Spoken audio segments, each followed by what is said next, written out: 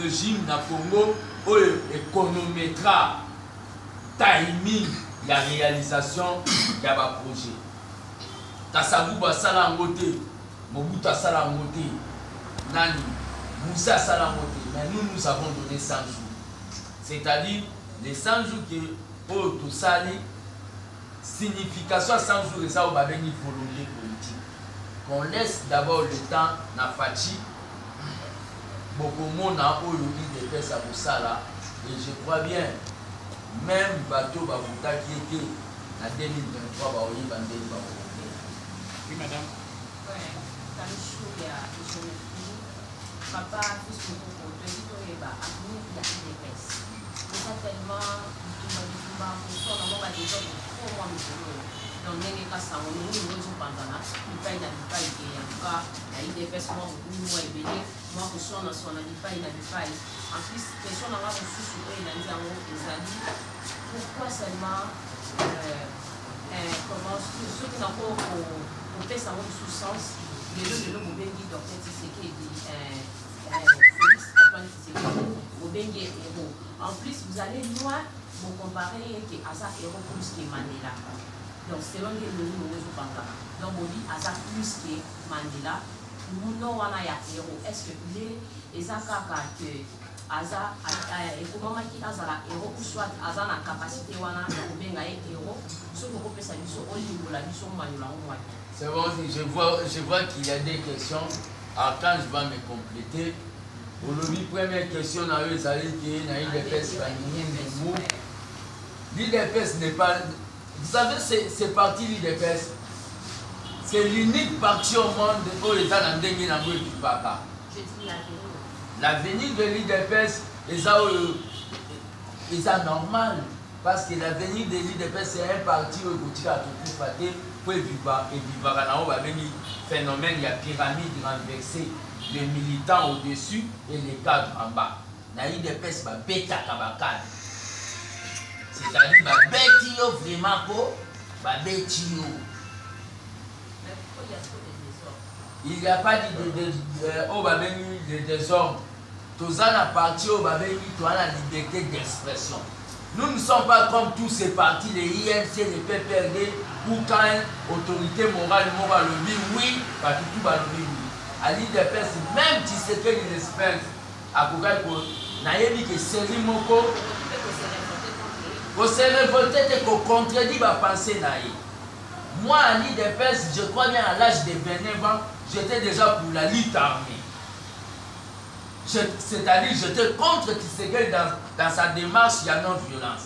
Parce que dans mon qui dit que je et tout solo là, notre président a convaincre que lutte armée, yozo lingawana, okoboma banani siko, okoboma bato yokoya ko diriger. Tu ne vois pas que ma famille va poursuivre, il faut comprendre qu'il valait la non-violence. Il y a non-violence principalement. Deuxième question, on a osé le baquet. Tout ça, étude comparative de Tshisekedi n'a manqué. Oui, Tshisekedi a l'équipe Mandela.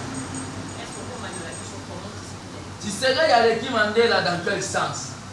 Tshisekedi a ça la lutte de la non-violence. Comme Mahatma Gandhi, la lutte à main nue.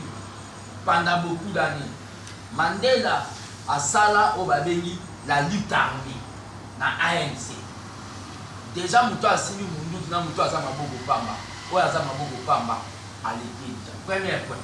Deuxième point, Mandela Nenga Zawana, lutte nae zaladi vis-à-vis na Bamindele, ba président Nyonso Afrique, ba côté là qui Mobutu envoyé de l'argent pour Mandela. C'est pour cela qu'on a une bataille à Souka ya Mobutu, Mandela a dit que ça l'a oublié pour sauver Moutou à Bandai pour aider. Mobutu, tous les présidents envoyaient les choses. Nabozo Matsuna et Sabino, pour que bien va salaire que le membre politique de Baraté. Myriam Makeba, membre de ANC parti à Mandela, Azalakana 17 passeports. Au président africain va payer ça pour la soutenir. Mais le combat de l'UDPS, Tshisekedi n'a pas eu d'amis président. Il a fait ça avec le pays. Il n'a pas eu ami président Moko. Moi, j'étais en exil à Brazzaville. À cette époque, en 1997, Sassou a demandé que Tshisekedi Aya, nous étions avec le secrétaire général Raymond Kaoul. Tshisekedi a dit que je ne peux pas aller tendre ma main à un dictateur. À cette époque, Wana Toche Pembe. Mandela va bêter là, il va concert et pas Michael Jackson, il va récolte des fonds. Mais Tshisekedi va tirer pour ça. Il a fait combat dans un c'est-à-dire, Bill qui n'a papier, donc c'est-à-dire, Bill qui a 100 francs papier à 50 000.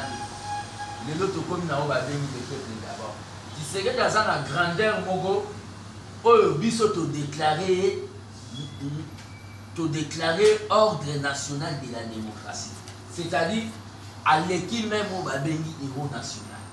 Mais toutefois, qu'il n'y ait pas de polémique à sujet dans ma campagne de héros national. Oui, mon frère là-bas, après on prend Daniel et Tadam. On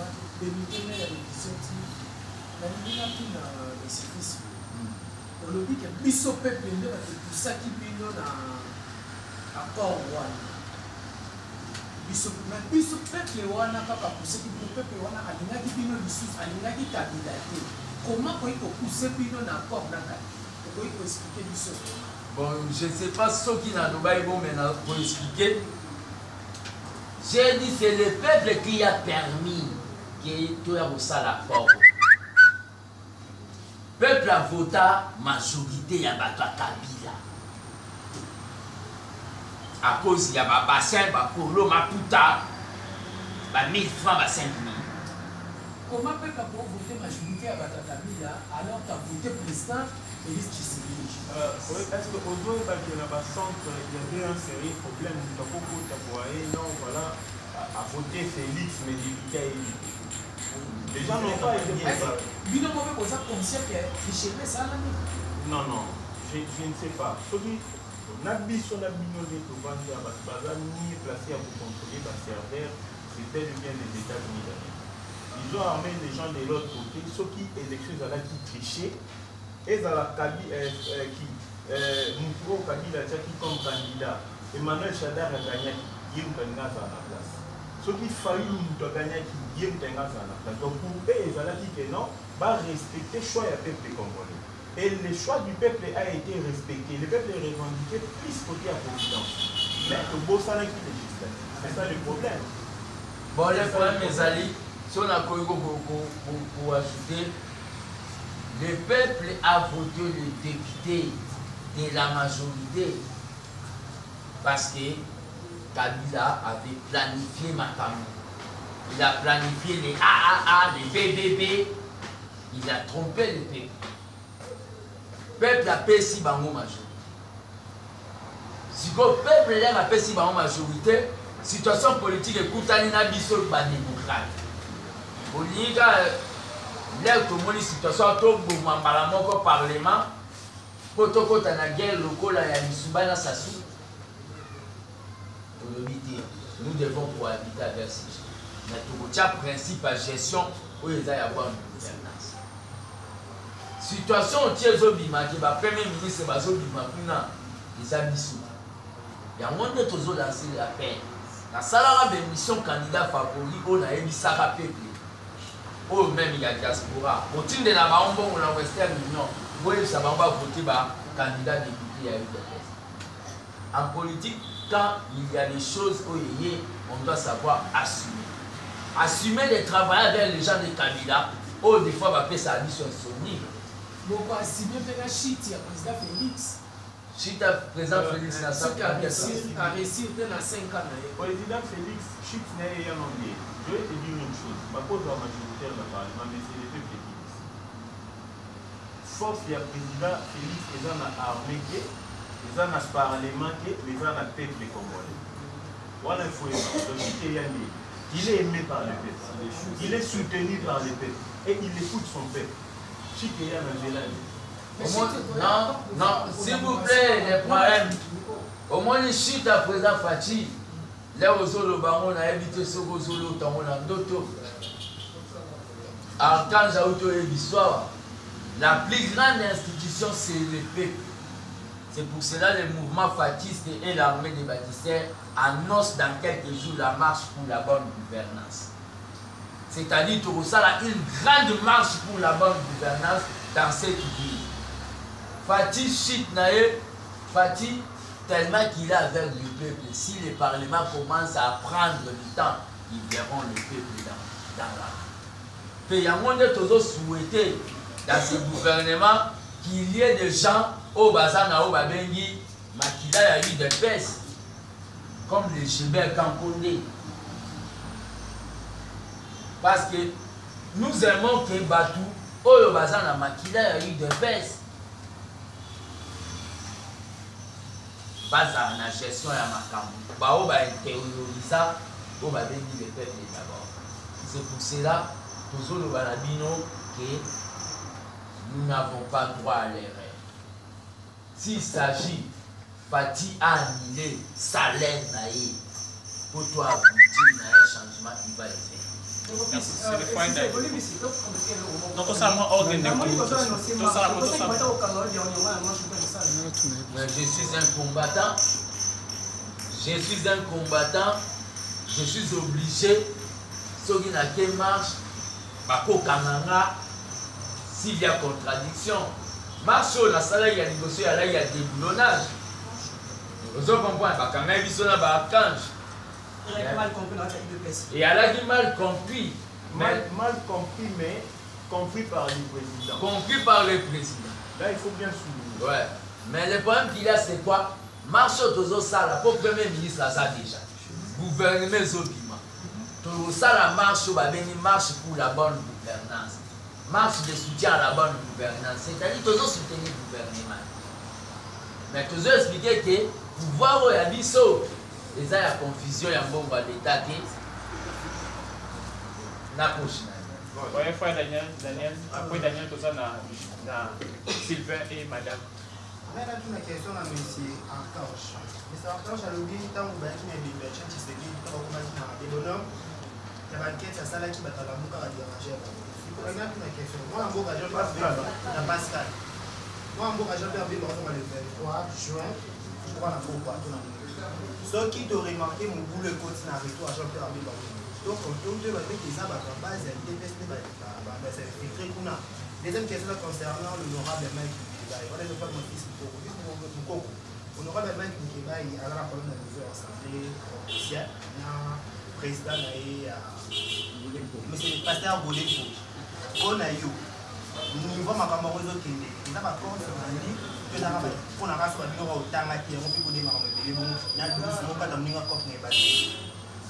Bon, soyez d'abord répondre à la question, nous avons informé aussi.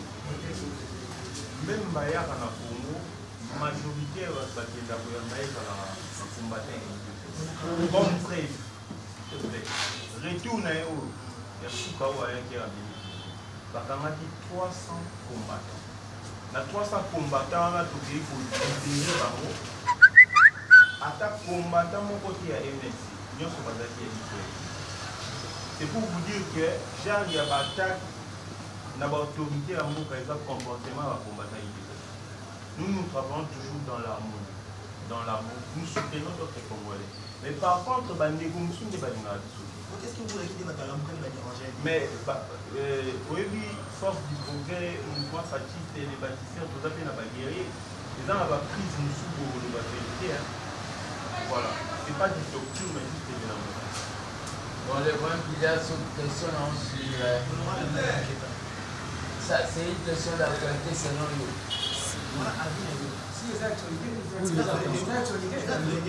Bon, le problème qu'il y a, c'est quoi? Il doit assumer la confusion à Sala entre le plateau et le kiosque na Obabengi et Bicycle. Est-ce que vous avez une différence entre citer et qualifier? Bon, le problème qu'il y a, c'est quoi?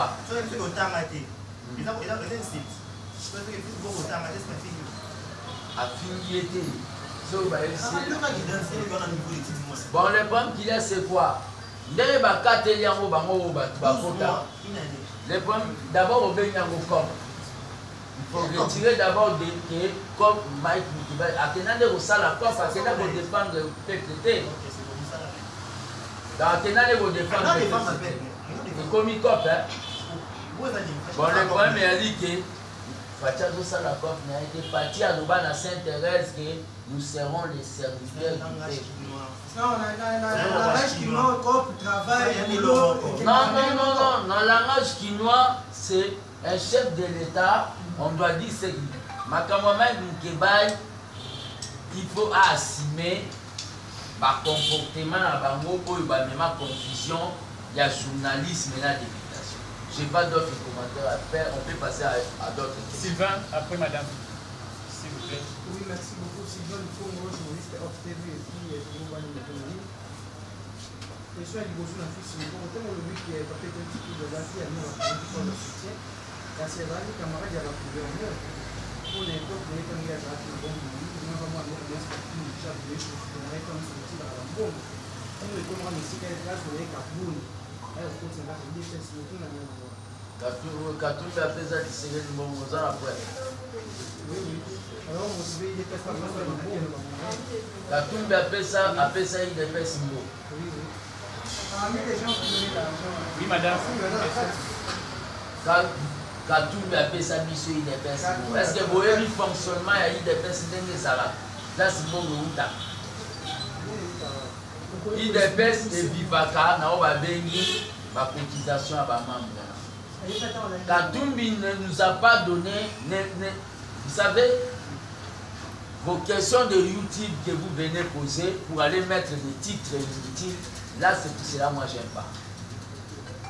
Un grand parti, UDPS, rien que dans la ville de Kinshasa de 10 millions d'habitants, a Kokiko regorgé 4 millions d'adhérents. Vous pouvez aller demander l'argent chez Katumbi. Katumbi ayaki kokangama na biso toza na étape oyo tobenga ya conciliation nationale ayaki kokangama na biso parce qu'il avait des problèmes, il ne voulait pas du régime ya Kabila.